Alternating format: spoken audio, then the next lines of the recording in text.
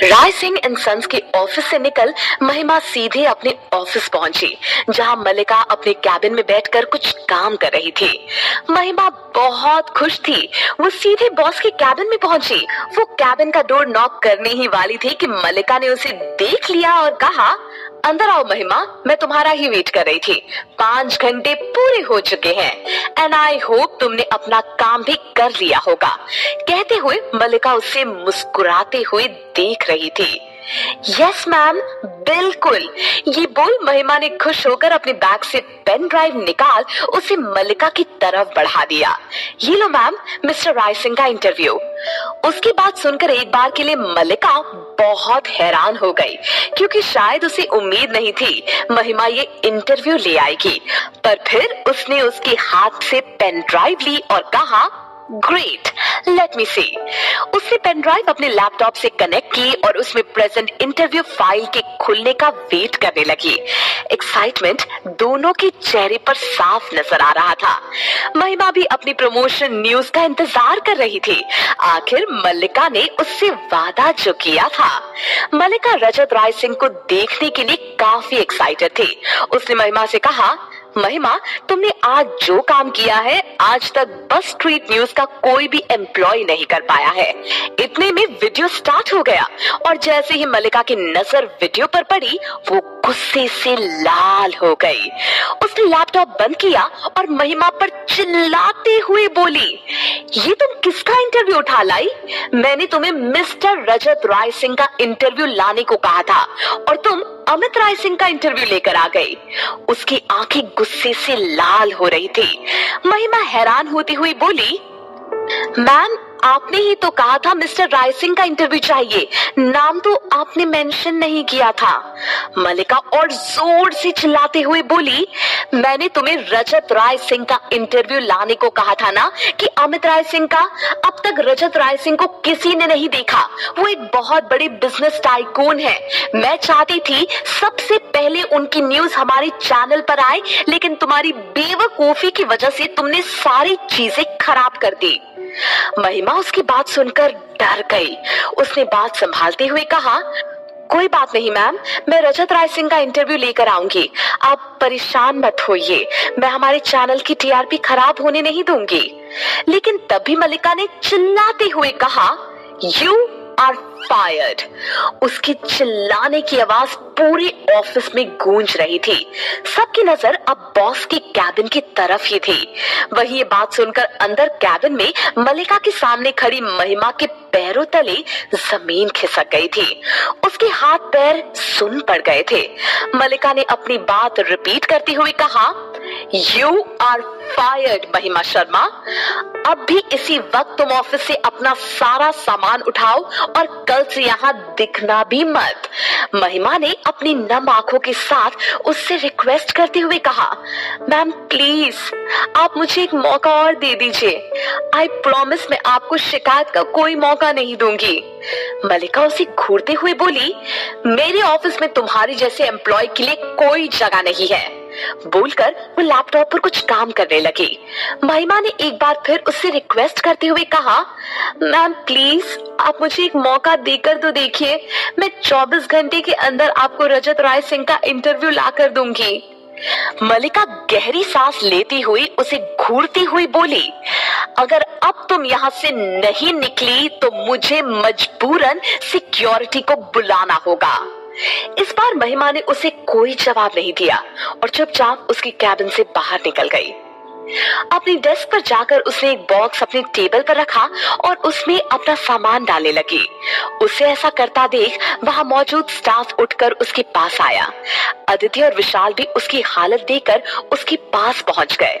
महिमा बगैर किसी से कुछ कहे अपना बॉक्स पैक कर रही थी। विशाल ने उससे पूछा, महिमा, तुम तो मिस्टर राय सिंह का इंटरव्यू लेने गई थी ना?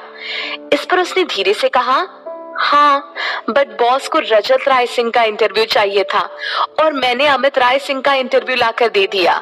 ये सुन अदिति हैरान होती हुई बोली, लेकिन यार वो तुझे ऐसे नौकरी से कैसे निकाल सकती है? उन्हें एक मौका तो देना चाहिए। रुक, मैं जाकर बात करती हूँ। बोलकर अदिति वहां से जा ही रही थी कि महिमा उसका हाथ पकड़कर बोली, कोई जरूरत नहीं है यार, वैसे भी वो डायन नहीं मानने वाली है।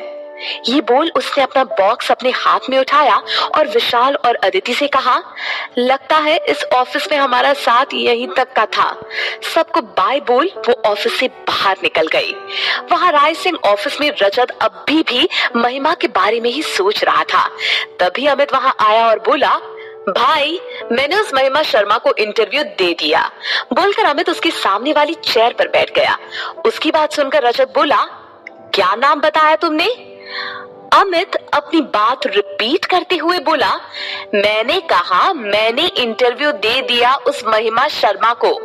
रजत मन ही मन खुद से बोला, तो मिस नॉन स्टॉप का नाम महिमा शर्मा है? वो खुद के लैपटॉप में बिजी दिखाने की एक्टिंग कर रहा था। अमित अपनी बात कंटिन्यू करते हुए बोला, भैया आपने ठीक कहा था, हमें कभी किसी को हर्ट नहीं करना चाहिए। आपको पता है मेरे एक छोटी सी इंटरव्यू दे देने से उस लड़की की आंखों में कितनी चमक आ गई थी। एक तरफ अमित इंटरव्यू देने की वजह से खुश था, तो दूसरी तरफ रजत अपनी मिस नॉन स्टॉप का नाम जानकर। इतने में वहां शनाया पहुंची। वो बिना नॉक किए अंदर आते हुए बोली, हाय रजत। हेलो अमित। बोलते हुए वो रजत की सामने वाली चेयर पर आकर बैठ गई। रजत उसकी ओर देखकर बोला, क्या बात है शनाया, आज तुम यहाँ मेरे ऑफिस पे?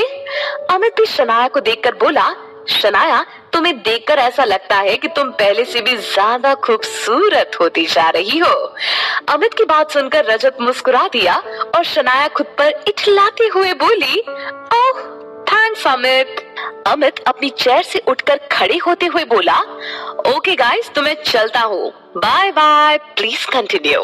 बोलकर वो अपने कैबिन में चला गया। उसके जाने के बाद रजत सवालिया नजरों से शनाया की ओर देखते हुए बोला, तो बताओ शनाया तुम आज ऑफिस कैसे आई?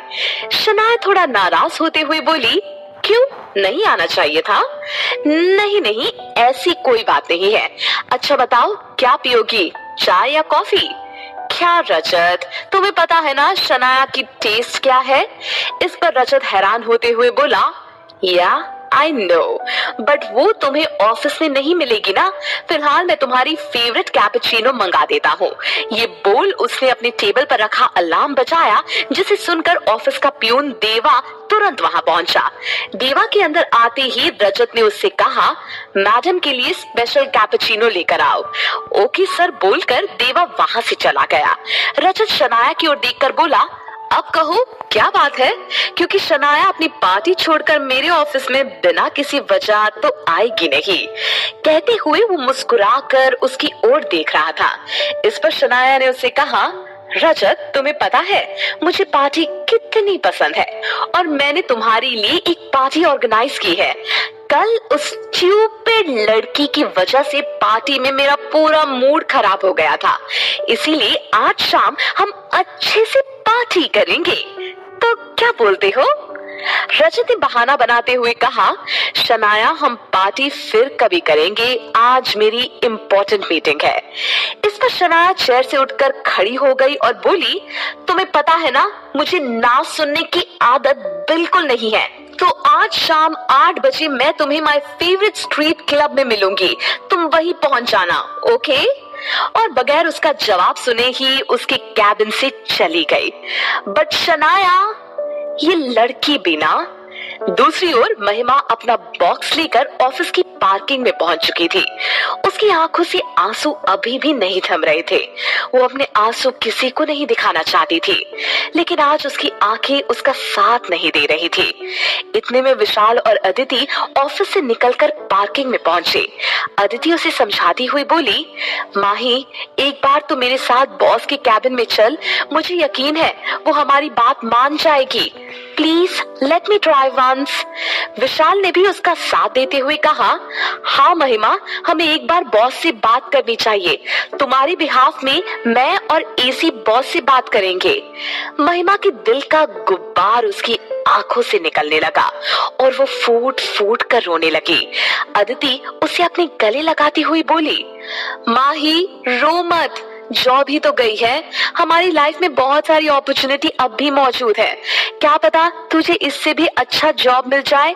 एंड इसी बहाने तेरा उस खड़ूस और क्या कहती है तो उसे? महिमा रोते रोते बोली, डायन। उसके ये बोलते ही विशाल और अदिति के चेहरे पर मुस्कुराहट आ गई और दोनों एक साथ बोले, हाँ, उसी डायन से तेरा पीछा छूटा। महिमा ने अपने आंसू पोंछे और कहा, एसी, तुम ऑफिस में जाकर अपना काम करो, मैं तो अपनी जॉब से हाथ धो बैठी हूँ। अब मेरी वजह से तुम लोगों को भी प्रॉब्लम ना हो जाए। इस पर विशाल ने उसका हाथ पकड़ा और कहा, डोंट वरी यार, अच्छे लोगों के साथ हमेशा अच्छा ही होता है। उसकी बात सुनकर महिमा मुस्कुरा दी और बोली, अच्छा, अब ज्ञान देना बंद करो प्लीज, दोनों जाओ और अपना प्रोजेक्ट पूरा करो गाइस, हम बाद में मिलते हैं। कहते हुए महिमा ने अपनी स्कूटी स्टार्ट की और वहां से निकल पड़ी। उसके जाने के बाद विशाल अदिति की ओर देखकर बोला, मलिका मैम को महिमा के साथ ऐसा नहीं करना चाहिए था, एटलीस्ट एक चांस तो देना था। अदिति मुस्कुराती हुई बोली, अरे हमारी माँ ही बहुत स्ट्रॉन्ग है, इतनी आसानी से नहीं टूटेगी, और वैसे भी आज शाम हम ऑफिस के बाद उसका मूड ठीक कर देंगे। ये बोल दोनों अंदर चले गए। वहाँ महिमा भी अपने घर पहुँच चुकी थी। घर पहुंचकर उसने डोरबेल बजाई तो दरवाजा दादी ने खोला। महिमा को देखकर दरवाजे पर ही दादी बोल पड़ी, माही, आज तू ऑफिस से जल्दी आ गई। माही काफी उदास थी तो बिना कुछ कहे अपना बॉक्स लेकर घर के अंदर आ गई। बॉक्स टेबल पर रखकर वो सोफे पर बैठ गई। दादी ने दरवाजा बंद किया और उसके पास आकर बैठ गई। महिमा अब भी चुप थी। दादी टेबल पर रखे बॉक्स को देखकर सब समझ गई थी। वो सोफे से उठी और रसोई में जाकर सोचने लगी, मैं माही का मूड तुरंत ठीक कर देती हूँ, उसका फेवरेट हलवा बनाकर। ये सोच दादी ने फटाफट हलवा रेडी किया और महिमा के सामने हलवे की प्लेट लाकर रख दी। महिमा अब भी उदास सोफे पर सर टिकाकर बैठी हुई थी। दादी उसकी ओर देखकर बोली, माही, मैंने तेरे लिए तेरा मनपसंद हलवा बनाया है, चख तो सही। महिमा ने अब भी अपनी आंखें बंद कर रखी थी। उसने कोई जवाब नहीं दिया। दादी उसके पास बैठकर बोली, माही, क्या हुआ बेटा? तू इतनी जल्दी घबराने वालों में से तो नहीं है। मंजू की बेटी है तू। बात क्या है? आधी कहानी तो मैं बॉक्स देखकर समझ चुकी हूँ। आधी कहानी तेरा चेहरा बता रहा है और बाकी जो कुछ बचा है वो तू ही मुझे बता दे। महिमा की आंखें नम हो गई थी। वो दादी की गोद में सर रखकर लेट गई। दादी उसके बालों को सहलाने लगी तो महिमा उदास होती हुई उनका हाथ पकड़ बोली, बेबी डॉल, हमारे साथ कभी अच्छा क्यों नहीं होता? क्या हमारा कभी अच्छा टाइम नहीं आएगा? दादी उसे समझाती हुई बोली, अरे हमारा खराब टाइम आया ही कब? देख, हम तीनों एक साथ कितनी खुश हैं। समय है, बदलता रहता है। अगर समय नहीं बदलेगा तो हम जिंदा हैं। इस बात का एहसास हमें कैसे होगा?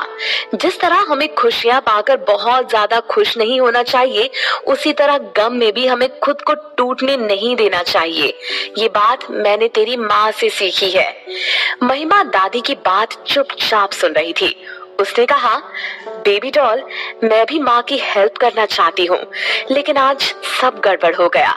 कहते हुए उसने दादी को सारी बात बताई। सब कुछ सुनने के बाद उन्होंने उसके सर पर हाथ रखते हुए कहा, तो फिक्र क्यों करती है? अगर ऊपर वाले ने एक रास्ता बंद किया है तो दूसरा रास्ता जरूर खोलेगा जो बहुत बेहतर होगा। उनकी बातचीत चल ही रही थी कि तब भी महिमा को मोबाइल बजा। उसे अनसुना कर महिमा अब भी दादी की गोद में सर रखकर लेटी थी। ये देख दादी ने कहा, माही, तेरा फोन बज रहा है, देख तो सही किसका है। लेकिन महिमा ने मना करते हुए कहा, आज मेरी जॉब चली गई। मैंने जहाँ से शुरुआत की थी आज मैं वापस वहीं पहुँच गई। अब मेरी लाइफ में कुछ अर्जेंट नहीं बचा। बोलकर वो चुप हो गई। कुछ देर बाद फिर से उसका फोन बजा तो दादी ने टेबल से उठकर उसे फोन देते हुए कहा, माही, मेरे कहने से एक बार फोन उठा ले। वो अब भी नहीं मानी और दादी के हाथ से फोन लेकर वापस टेबल पर रखने लगी कि उसने देखा फोन अदिति का था। ये देख उसने फोन उठाया। दूसरी ओर से अदिति की आवाज आई, माही, शाम को 8 बजे रेडी रहना, आज हम पार्टी करेंगे। इस पर उसने कहा, एसी, तुम लोग जाओ, मेरा मूड नहीं है। अदिति उसे समझाते हुए बोली, ये तो क्या कह रही है माही, तूने ही तो हमें सिखाया है जिस तरह हम अपनी खुशी सेलिब्रेट करते हैं उसी तरह हमें हमारा गम भी सेलिब्रेट करना चाहिए, ताकि गम भी सोचे कि मैं किसकी लाइफ में आ गया। याद कर, तूने मुझे सिखाया था ना जब मेरा प्रमोशन नहीं हुआ था और मैं डिप्रेशन में चली गई थी। पर यार, यहाँ तो मेरी जॉब ही जा चुकी है। ऐसा लगता है कि मेरी जिंदगी यही रुक गई है, कोई रास्ता ही नहीं नजर आ रहा है। ऐसे में मैं क्या सेलिब्रेशन करूंगी। दादी अब भी उसके पास ही बैठी थी। वो उसकी और अदिति की बातें सुन रही थी। उसे मना करते देख उन्होंने धीरे से उससे कहा, क्या बात है, क्या सेलिब्रेशन की बात चल रही है।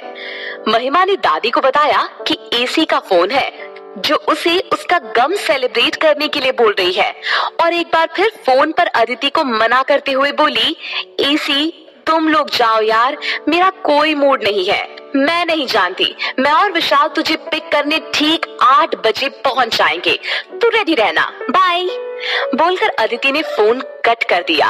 फोन कट होने के बाद माही बड़बड़ाई, मुझे नहीं जाना कहीं। दादी उसे समझाते हुए बोली, तेरी एसी सही तो बोल रही है, तूने ही तो हम सबको सिखाया है कि कैसे हम अपने गम को भी सेलिब्रेट कर सकते हैं, तो आज तू खुद अपनी सीख से क्यों पीछे हट रही है, तुझे बिल्कुल जाना चाहिए। ये बोलकर दादी रसोई की ओर चली गई। वहाँ रजत अब भी अपने काम में बिजी था, तब भी उसके पास शनाया का फोन आया, जिसे देखकर वो खुद से बात करते हुए बोला, ओह गॉड, आज इसने मुझे पार्टी में आने को कहा था और मैं अब भी ऑफिस में हूँ। यही सोचते हुए उसने फोन उठाया। उसके फोन उठाते ही शनाया बोल पड़ी, राज, आई नो तुम अपने आप क्लब नहीं आने वाले, इसीलिए मैं तुम्हें पिक करने पहुंच रही हूँ, हमें पार्टी में जाना है। रजत उसे समझाने की कोशिश करते हुए बोला, शनाया आज ऑफिस में काम बहुत ज्यादा है, अगर तुमने मेरी बात नहीं मानी तो आज से तुम्हारी और मेरी दोस्ती खत्म। बोलकर उसने फोन कट कर दिया। उसके फोन कट करते ही रजत खुद से ही बात करते हुए बोला, तुम जानती हो शनाया कि मैं तुमसे दोस्ती नहीं तोड़ सकता, इसीलिए हमेशा यही बोलकर मुझसे हर बात मनवा लेती हो। खुद से बात करते हुए ही वो अपने ऑफिस से निकल गया। 8 बज चुके थे, लेकिन महिमा अब भी अपने बेडरूम में लेटी हुई थी। मंजू और दादी उसे समझा समझाकर थक चुके थे। तभी उनके घर की डोर बेल बजी और मंजू ने दरवाजा खोला। दरवाजे पर विशाल और अदिति को देख उन्होंने मुस्कुराते हुए कहा, अच्छा हुआ तुम दोनों आ गए, जब से ऑफिस से आई है उसने कुछ खाया पिया भी नहीं है, बस मुंह लटकाकर अपने बेडरूम में बैठी है, अब जाओ तुम दोनों ही उसे समझाओ। बोलकर मंजू रसोई की ओर चली गई। अदिति और विशाल सीधे महिमा के बेडरूम में चले गए, जहां महिमा के साथ दादी भी मौजूद थी। महिमा को देख विशाल ने कहा, तुम अब तक रेडी नहीं हुई यार, हमें पार्टी करना है। फिर दादी ने भी कहा, मैं भी कब से इसे यही बोल रही हूँ कि जा रेडी हो जा, पर ये है कि मानती ही नहीं है। अब तुम दोनों ही अपनी दोस्त को समझाओ, मैं तो समझा समझा कर थक गई हूँ। कहते हुए वो उठकर वहां से बाहर चली गई। अदिति और विशाल उसके पास आकर बैठ गए। अदिति ने उसे समझाते हुए कहा, माही मैं नहीं जानती, अगर आज तो हमारे साथ पार्टी में नहीं चली तो समझ लेना तेरी मेरी दोस्ती खत्म। उसकी बात सुनकर विशाल हैरानी भरी नजर से उसकी ओर देखने लगा। महिमा अदिति की ओर देखकर बोली, यार एसी कम से कम तू तो इस तरह की बात मत कर। तो फिर चल फटाफट से रेडी हो जा, आज मैं तुम दोनों को स्ट्रीट क्लब में पार्टी दूंगी, और हाँ मुझे ना नहीं सुनना है। उसकी जिद के आगे माही को मानना ही पड़ा और वो उठकर रेडी होने चली गई। वहाँ रजत भी रेडी होकर शनाया के साथ क्लब पहुंच चुका था। तो क्या अब रजत और महिमा का आमना सामना हो पाएगा?